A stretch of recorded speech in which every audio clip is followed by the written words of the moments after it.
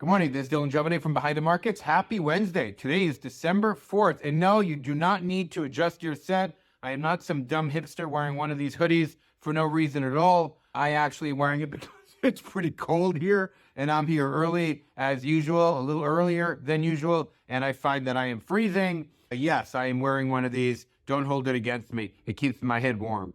Today, I wanted to talk about a Trump story that really broke. He really came out yesterday and said he's threatening 100% tariffs on any country that ditches the dollar for trade.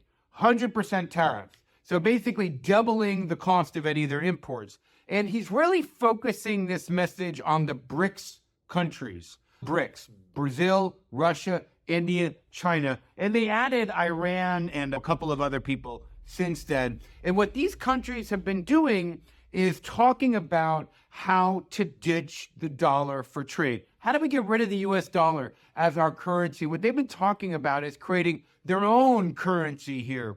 Now, I'm not a believer that a BRICS currency would really ever work because those countries have such different geopolitical interests. For example, Russia and China are friends and enemies, frenemies. India is enemies with China, is friends with Russia. I mean, they all have such different competing visions for how the world should work in their own relative power position in it.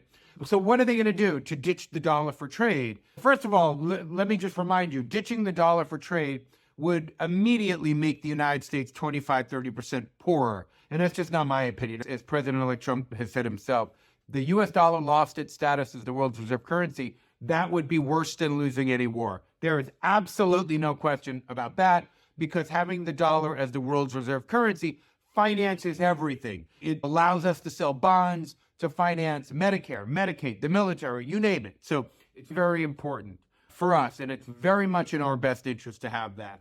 But Trump is saying that any country that ditches the dollar for trade is going to pay 100% tariffs. It's going to be interesting to see how other countries respond to that.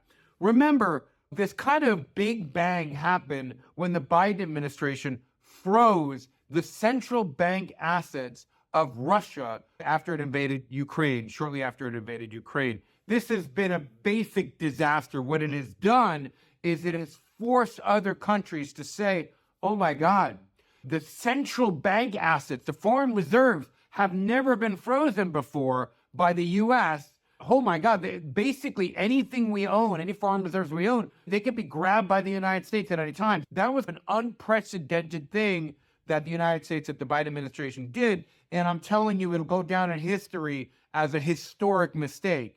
Because what that has done is it has incentivized countries like Russia and China, especially Russia, but China specifically, to actually look for alternatives to the US dollar, which is why we've seen the sudden rush in gold.